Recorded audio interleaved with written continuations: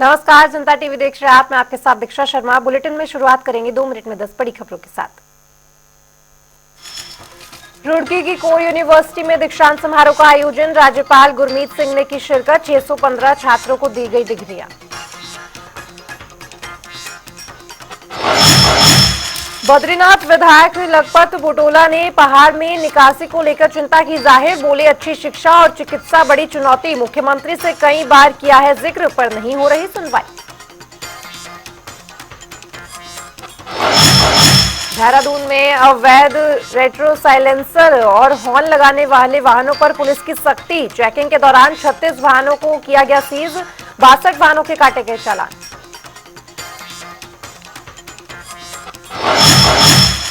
फरार दुष्कर्म के आरोपी मुकेश बोरा के घर पर बड़ी कार्रवाई, पुलिस ने की 2 घरों को कुर्क। एसएसपी बोले आरोपी की तलाश जारी। देहरादून के पीजी कॉलेज की 2 छात्र गुटों के बीच विवाद, पुलिस ने 22 नामजद 25 अज्ञात लोगों के विरुद्ध किया मुकदमा दर्ज। हिरासत में लिए गए 11 मुख्य अभियुक्त। रुड़की के नगर पंचायत ढंडेरा के वार्ड परिसीमन को लेकर क्षेत्रीय विकास समिति का धरना, मांगे पूरी न होने पर चुनाव बहिष्कार करने की चेतावनी। देहरादून में शराब माफियाओं के विरुद्ध दून पुलिस की बड़ी कार्रवाई, 3 शराब तस्करों को किया गया गिरफ्तार। बाहरी प्रदेशों से करते थे अवैध शराब की तस्करी। रुड़की में नाले में मिला नवजात का शव, इलाके में मचा हड़कंप। मामले की जांच में जुटी पुलिस। ऋषिकेश में परिवहन निगम के अधिकारियों ने इलेक्ट्रिक बस के संचालन पर जताई आपत्ति, कहा इस संबंध में आरटीओ को लिखा जाएगा पत्र।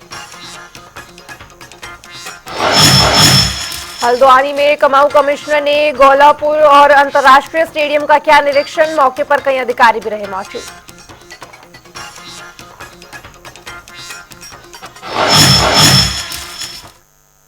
चलिए बढ़ेंगे खबरों की ओर, जहां रुद्रप्रयाग में 5वें उत्तराखंड राज्य खेल का आयोजन किया जा रहा है और इस अवसर पर मुख्य अतिथि के तौर पर सीएम धामी मौजूद रहे। वहीं सीएम धामी ने खिलाड़ियों से मुलाकात कर उनका उत्साह बढ़ाया। वहीं सीएम धामी ने कहा कि हमारी सरकार खेल और खिलाड़ियों को प्रोत्साहित करने के लिए कई योजनाओं को धरातल पर उतार रही है। ये दिन हम सभी के लिए बहुत ही महत्वपूर्ण है, क्योंकि हम इस समय उत्तराखंड राज्य के हमारे खिलाड़ियों के उत्थान के लिए, खिलाड़ियों को आगे बढ़ाने के लिए यहां पर पंचम खेल प्रतियोगिता में प्रतिभाग कर रहे हैं। हम सब सम्मिलित हो रहे हैं। राज्य का यह खेल का आयोजन उत्तराखंड के खिलाड़ियों को न सिर्फ अपनी जो उनकी प्रतिभा है उस प्रतिभा को दिखाने का मौका देगा, अवसर देगा, बल्कि उन्हें आने वाले समय के लिए राष्ट्रीय और अंतर्राष्ट्रीय स्तर पर भी अपनी पहचान बनाने के लिए स्थापित करेगा। उनको हर दृष्टि से मजबूत करेगा, उनके आत्मविश्वास को बढ़ाएगा, उनके व्यक्तित्व का विकास करेगा। इस आयोजन का उद्देश्य सिर्फ खेलों की विभिन्न प्रतियोगिताओं को आयोजित करवाना ही नहीं, बल्कि उत्तराखंड के अनेक हमारे सुदूरवर्ती क्षेत्रों सहित सभी मेहनत और परिश्रम करने वाले खिलाड़ियों को, समर्पित खिलाड़ियों को, जिनका खेल के प्रति समर्पण है, जिन्होंने अपने जीवन में ठाना है कि खेल की दुनिया में कुछ करके दिखाना है, ऐसे खिलाड़ियों को एक अच्छा मंच प्रदान करना। तो वहीं रुड़की की कोर यूनिवर्सिटी में दीक्षांत समारोह में राज्यपाल गुरमीत सिंह ने शिरकत की और इस दौरान 615 छात्रों को डिग्रियां प्रदान की गई। वहीं अपने संबोधन में उन्होंने कहा कि कोर विश्वविद्यालय राष्ट्र निर्माण में अहम भूमिका निभा रहा है। इस यूनिवर्सिटी के छात्र छात्राएं देश सेवा में लगे हुए हैं।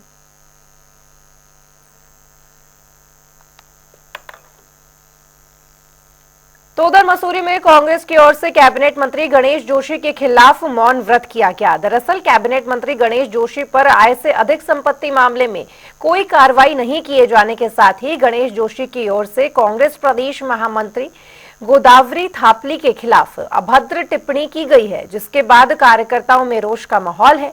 इन्हीं सब को लेकर कांग्रेस कार्यकर्ताओं ने प्रदेश महामंत्री गोदावरी थापली के नेतृत्व में मौन व्रत करते हुए विरोध प्रदर्शन जाहिर किया।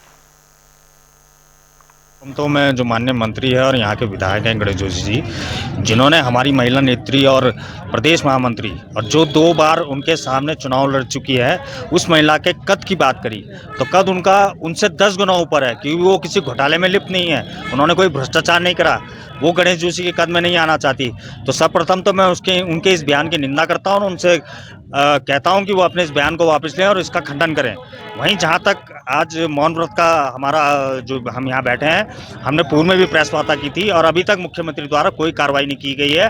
कांग्रेस निरंतर प्रदेश कांग्रेस कमेटी ने भी राज्यपाल को मिलकर इस परिप्रेक्ष्य में ज्ञापन दिया, लेकिन उसके बाद भी आज तक भी मुख्यमंत्री उस पर कोई कार्रवाई करने के लिए तैयार नहीं है। तो इस विधायक हैं गणेश जोशी जी, उनको जो आय से अधिक संपत्ति जो अर्जित कर रखा उन्होंने, उसके विषय में जो कार्यपालिका के लिए जो विजिलेंस ने अनुमति मांग रखी, उनके ऊपर कार्रवाई करने की, जांच करने की नहीं, कार्रवाई, क्योंकि साबित हो चुका है उन्होंने भ्रष्टाचार किया है और आय से अधिक उन पे संपत्ति है। तो उसके लिए हम लोग ने यहाँ पर मौन धारण किया है और हमने कहा है कि माननीय मुख्यमंत्री जी से कि जो आपको विजिलेंस ने जो अनुमति मांग रखी है, आप क्यों नहीं कर रहे कार्रवाई। 8 तारीख तक वो बोल रहे हैं, 8 अक्टूबर तक हम उन्होंने टाइम दे रखा है कोर्ट ने, लेकिन उसका इंतजार क्यों करें। बात करें राष्ट्रवाद के मुद्दे को लेकर तो बीजेपी कांग्रेस हमेशा से ही एक दूसरे पर आरोप लगाती रहती है। वहीं कांग्रेस प्रदेश उपाध्यक्ष मधुरा दत्त जोशी का बयान सामने आया है। उन्होंने कहा कि जब बीजेपी का जन्म भी नहीं हुआ था, उससे पहले से कांग्रेस में राष्ट्रवाद है। इतना ही नहीं, कांग्रेस ने देश को आजाद कराने के लिए आंदोलन किया था। इसके साथ ही उन्होंने बीजेपी पर तंज कसते हुए कहा कि जिन्होंने 50 साल तक अपने मुख्यालय पर तिरंगा नहीं फहराया, वो कांग्रेस को राष्ट्रवाद क्या सिखाएंगे। बात सही है, फिर क्या भाजपा से हम राष्ट्रवाद सीखेंगे? जब इनका जन्म नहीं हुआ था, हम तब से इस देश के लिए आंदोलन कर, देश की आजादी का आंदोलन कर रहे हैं, देश के राष्ट्रवाद को बचाने के लिए आंदोलन कर रहे हैं, देश को आगे ले जाने के लिए आंदोलन कर रहे हैं। ये तो जुम्मा जुम्मा कल की पार्टी ये हमको राष्ट्रवाद बताएगी।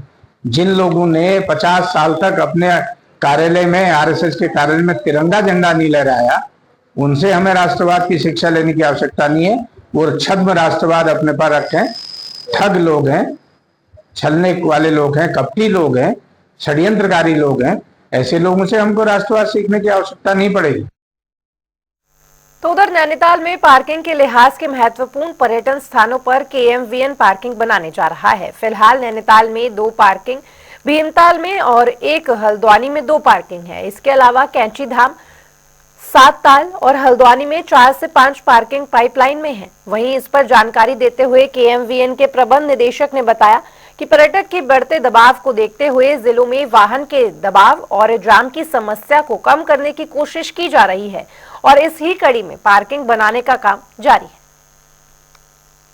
देखिए, जहाँ तक पार्किंग की बात है, वीसी मैडम के निर्देश पर लगातार हम नैनीताल, हल्द्वानी और भीमताल, जितने हमारे पर्यटन के दृष्टि से महत्वपूर्ण क्षेत्र हैं, सभी में पार्किंग की व्यवस्था कर रहे हैं। हमारे नैनीताल में 2 पार्किंग बन के तैयार हैं, जिनके टेंडर किए गए हैं। भीमताल में हमारी गर्म पानी में 1 पार्किंग है, 2 पार्किंग हमारी हल्द्वानी में है। इसके अलावा हमारी 3-4 पार्किंग अभी पाइपलाइन में है, जिस पे हम काम कर रहे हैं ताकि वाहनों को खड़े करने की व्यवस्था की जा सके और सड़क पे लगने वाले जाम से मुक्ति पा सके। तो वहीं हल्द्वानी में कुमाऊं कमिश्नर और मुख्यमंत्री सचिव दीपक रावत ने आपदा में क्षतिग्रस्त गौलापुर और अंतर्राष्ट्रीय स्टेडियम का निरीक्षण किया। इस दौरान उनके साथ कई अधिकारी भी मौजूद रहे। वहीं कुमाऊं कमिश्नर ने गौलापुर और स्टेडियम के हुए नुकसान की बारीकी से जांच की, साथ ही सुरक्षा के उपाय को लेकर चर्चा भी की गई। इस तरीके से है कि आप जानते हैं कि शहर के बीचों बीच से गौड़ा रिवर बहती है और इसमें बहुत सारी एजेंसीज अभी हो गई हैं जिनके प्रॉपर्टीज़ को डैमेज हो रहा है। इसमें एक NHAI है जिनके ब्रिज के अप्रोच को डैमेज हुआ है। PWD की जो सड़क है जो ब्रिज को जोड़ती है उसको भी डैमेज हुआ है। स्टेडियम के कुछ पोर्शन में मोर देन 300 मीटर्स की लंबाई में भी हमारी जो लैंड है वो बह गई है और ऊपर की तरफ भी कुछ नेचुरल स्पर्स बन गए जिससे कि नदी का जो बोल्डर स्टेज में नदी रहती है इसका फ्लो अनसर्टेन रहता है। तो इन सब को देखते हुए दो चीज़ें चाहिए। एक तो क्योंकि यहाँ पे चुगान पहले से वन निगम करती है तो वो चुगान भी जो हो तो उस तरीके से इसका सुपरविजन अभी हम जो करते हैं चुगान एक तरीके से बहुत टेक्निकली इसको सुपरवाइज उस तरीके से नहीं किया जाता। तो इस बार मैं ये भी इसमें कुछ मैकेनिज्म यहाँ से शासन स्तर से बनाएंगे जिसमें कि ये जो हो एक्चुअली यहाँ पे इसको हम चुगान कहते हैं, नदी का फ्लो बीच में रहना चाहिए। तो वहीं केंद्रीय सड़क परिवहन राज्य मंत्री अजय टम्टा ने केंद्र सरकार के 100 दिन पूरे होने पर काम गिनवाए। उन्होंने बताया कि केंद्र सरकार ने इन 100 दिनों में 15 लाख करोड़ की डेवलपमेंट के कार्य किए हैं। इसके अलावा केंद्रीय मंत्री अजय टम्टा ने बताया कि सड़क परिवहन विभाग में भी 1000 करोड़ रुपए विकास कार्य हो रहे हैं। 15 लाख करोड़ रुपए का निवेश पूरे देश भर के अंदर नरेंद्र भाई मोदी जी के मार्गदर्शन में हुआ है, जिसमें किसानों के लिए, जिसमें गरीब परिवार, वंचित समाज के लिए और आने वाले युवाओं के भविष्य के लिए ये 15 लाख करोड़ से अधिक का निवेश हुआ है। हमने पहले उसमें ही अभी किसान सम्मान के माध्यम से 20,000 करोड़ रुपये का हमने उस पर बजट जो दिया है वो दे चुके हैं। देश के अंदर इंफ्रास्ट्रक्चर, चाहे वो रेल मार्ग है, सड़क मार्ग है, चाहे हवाई मार्ग है, इन्हीं सभी चीज़ों के लिए इन्वेस्टमेंट शुरू करा है। नए प्लान की तैयारी कर रखी थी जो पिछले टाइम में, उस प्लान को इम्प्लीमेंट किया है और इसलिए बहुत सारा सफलतम काम पूरे देश भर के अंदर इन 100 दिनों के अंदर किया है। क्योंकि योजनाएं हमारे पिछले 10 सालों से जो चल रही थी उसमें और तेज़ गति के साथ काम हो, नए इंफ्रास्ट्रक्चर डेवलप हो, नए कॉरिडोर बने, नए हाईवेज बने, नए एलिवेटेड रोड बने, नए रनवे बने, नए मेडिकल कॉलेज के माध्यम से लोगों को सीटें बढ़ कर के लोगों बच्चों को नई शिक्षा व्यवस्था मिले। तो ये सारी चीज़ें देश भर के अंदर और महिलाओं के रोजगार और बड़े, तो मुद्रा में भी हमने 10 लाख की जगह पे 20 लाख रुपए तक की योजना बनाई है जिससे कि उसको लाभ मिले। ऐसे बहुत सारे कामों को करने का देश भर के अंदर काम चल रहा है। 100 दिन का लक्ष्य, हम उससे ऊपर आए हैं, उस लक्ष्य को बढ़ाते हुए हमने काम किया है। इसलिए मोदी जी का जो ताकत है, जो शक्ति है, वो सभी देश के लोगों ने एहसास भी किया है पिछले 10 सालों में और इसलिए 100 दिन का जो हमारा काम था वो बहुत तेज गति के साथ 15 लाख करोड़ के निवेश से आगे बढ़ा।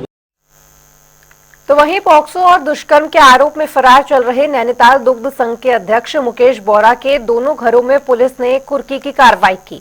वहीं मामले में एसएसपी नैनीताल प्रहलाद नारायण मीणा ने बताया कि मुकेश बोरा की तलाश के लिए पुलिस की कई टीमें लगी हुई हैं।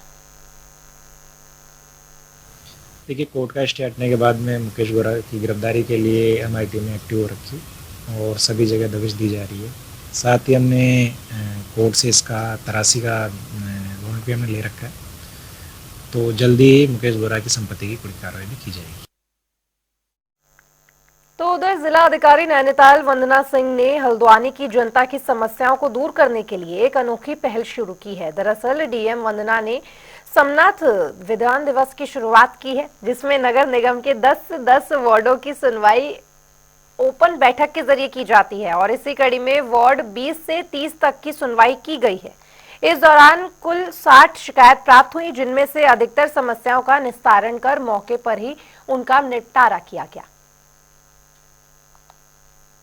ब्लॉक वाइज भी हमने मीटिंगें करी थी, सभी प्रधानों को भी बुलाया गया था और सारे जो विभागीय अधिकारी हैं, थर्ड पार्टी एजेंसीज हैं, उन सबको हम लोगों ने एक पटल पर बिठाया था। जो उनके छोटे मोटे विवाद थे या किसी प्रकार के आपसी विभागीय कोऑर्डिनेशन के इश्यूज थे, उनमें जो दिक्कतें आ रही थी उसका समाधान करवाने की कोशिश करी गई थी। आगे भी हम लोग इसकी समीक्षा करते रहेंगे।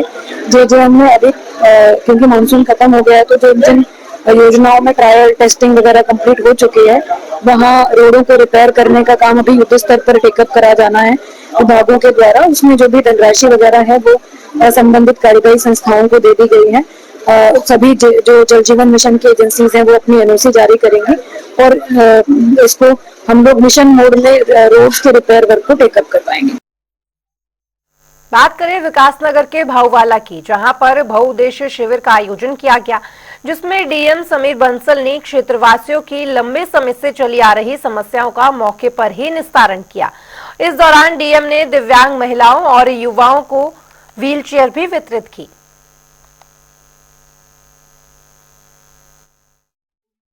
ये पहले से हमारा प्लान था कि जितने भी हमारे सुदूरवर्ती क्षेत्र हैं वो मैप किए जा चुके हैं प्रत्येक ब्लॉक में, तहसील में, और वहाँ पे सभी विभागों के अधिकारियों को साथ ले जाकर उनके डोर स्टेप्स पर ही हमको पब्लिक सर्विसेज प्रदान करनी है।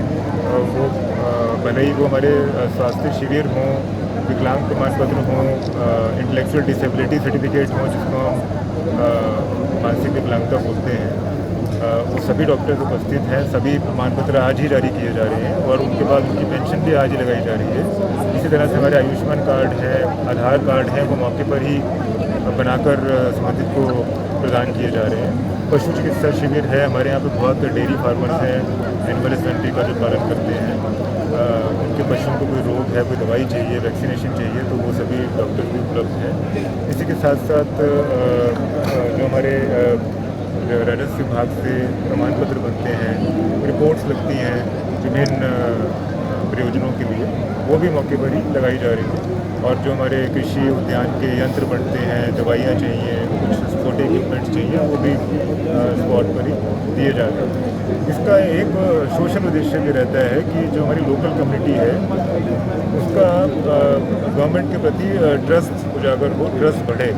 जो पब्लिक ट्रस्ट है वो एक नींव है, कॉर्नरस्टोन है गुड गवर्नेंस की। तो जो हम गुड गवर्नेंस की बात करते हैं उसमें पब्लिक ट्रस्ट एक मुख्य घटक है।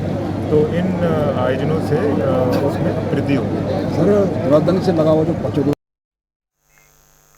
तो वहीं मसूरी में आपदाओं से निपटने के लिए विभिन्न आपदा से जुड़े विभागों ने मॉक ड्रिल का आयोजन किया और इस दौरान रोपवे खराब होने पर फंसे यात्रियों को सुरक्षित निकालने का प्रदर्शन किया गया, ताकि जरूरत पड़ने पर आपदा से जुड़े विभाग तत्काल बचाव और राहत कार्य चला सके। वहीं इसके अलावा मॉक ड्रिल में लोगों को प्रशिक्षित भी किया गया।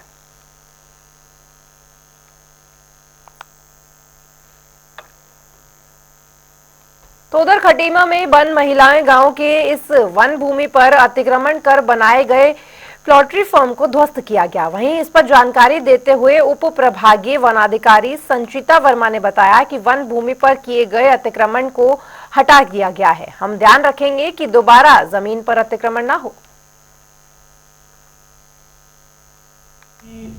एसएसबी की टीम और प्रशासन की टीम और पुलिस विभाग और वन विभाग, हम चारों ही लोगों ने एक संयुक्त टीम बना करके वहाँ पर गए थे मौके पर, और हमने तुरंत वहाँ पर से पूरा जो अतिक्रमण था पोल्ट्री फार्म के रूप में उसको हटवा दिया है। सारी टीनें वगैरह हमने निकलवा दी हैं और जितना भी जो ढांचा बचा हुआ था वो भी हमने वहाँ पर से हटा दिया, रिमूवल कर दिया है। हमारी टीम अभी मौके पर ही है, तो धीरे धीरे हम वहाँ पर से वो सारी कार्रवाई करेंगे, आगे की कार्रवाई। उसी चीज़ पे हमारी पिछले 2 तारीख को मीटिंग हुई थी प्रशासन और पुलिस और एसएसबी के साथ। दरअसल वो जो एरिया है हमारा, जो कंपार्टमेंट उस एरिया से लगा हुआ है, नो मैंस लैंड से लगा हुआ एरिया है। और विगत जब से शारदा सागर परियोजना यहाँ पर क्रियान्वित है सन 1962 से, तो तब से ये वाला जो मामला है ये चल ही रहा है अतिक्रमण का। तो ये लोग, ये जो अतिक्रमणकारी हैं, ये वही हैं जो शारदा सागर निर्माण के दौरान यहाँ पर बसे हुए मजदूर थे। तो तब से इनका जो मामला है वो कोर्ट में भी पैरेलल चल ही रहा है और हमारे द्वारा भी संबंध में नोटिस वगैरह दिए जाने की कार्रवाई की जा रही है, जिनके द्वारा भी अतिक्रमण किया गया है। तो बिल्कुल यही चीज़ हमने 2 तारीख की मीटिंग में रेप्लिकेट करी है आगे, कि हम इसका प्रॉपर सर्वे और डिमार्केशन करेंगे और बिल्कुल ये प्रयास करेंगे कि इससे आगे अब हमारे क्षेत्र में अतिक्रमण न हो। तो वहीं वरिष्ठ पुलिस अधीक्षक देहरादून अजय सिंह ने लंबे समय से एक थाने में जमे हेड कांस्टेबल और कांस्टेबल के ट्रांसफर कर दिए हैं। एसएसपी ने एक झटके में 316 पुलिसकर्मियों का ट्रांसफर किया है। खास बात यह है कि पुलिस लाइन में तैनात सिपाहियों को फील्ड में आने का मौका भी दिया गया है।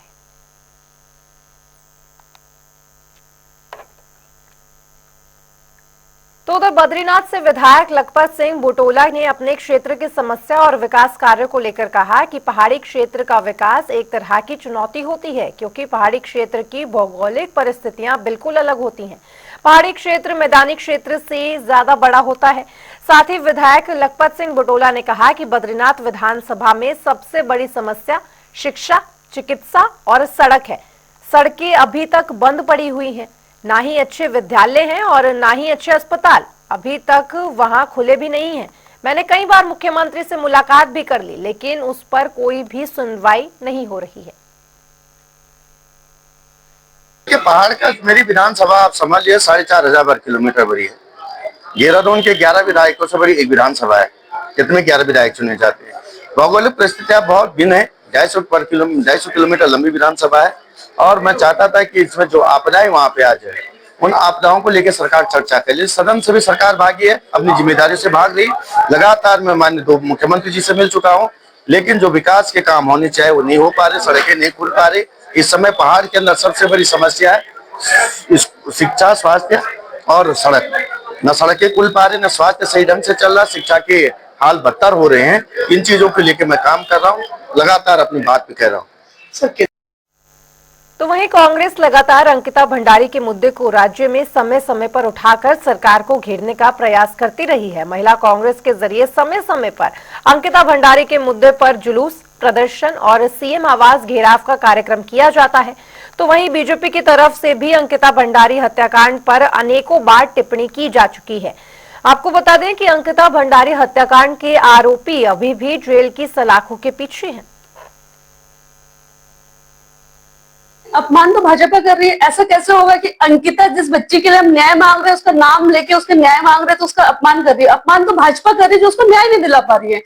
एक बच्ची की, उत्तराखंड की पहाड़ की एक बेटी के साथ हत्या हो जाती है, दुराचार की कोशिश होती है, उसमें भाजपा का वीवीआईपी कोई शामिल है, पूर्व राज्य मंत्री का बेटा शामिल है और भाजपा के मुख्यमंत्री ने और भाजपा की सरकार ने पूरे प्रदेश की भावनाओं को न समझते हुए सीबीआई की जो जांच तक मांग, जो सीबीआई जांच की मांग थी कांग्रेस की और पूरे प्रदेश के और उसके माता पिता की, वो मानी।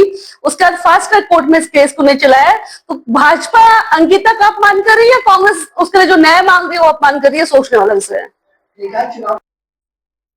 देखिए, मुझे लगता है कि कांग्रेस के पास कुछ है नहीं करने के लिए, इसलिए वो बार बार इस चीजों को उठा रही है। और जहां तक अंकिता हत्याकांड की बात है, ये कोर्ट में मामला चल रहा है और सरकार इस पे पूरी तरह से, क्योंकि देखिए कोर्ट जो भी डिसीजन लेगा, कोर्ट में सरकार ने अपना काम कर दिया है। आरोपी जेल के पीछे जा भी चुके हैं, सरकार अपना काम कर रही है। कोर्ट में केस चल रहा है, तो जो भी कोर्ट में, इसमें सरकार का कोई वो ही नहीं है। सरकार, मुख्यमंत्री धामी जी ने स्पष्ट कहा है कि कोई भी अपराधी अगर ये सोचे कि अपराध करके वो बच जाएगा, वो बिल्कुल नहीं बचेगा। उस पर पूरी तरह से कार्रवाई होगी, उसको जो दोषी है उसको सजा मिलेगी।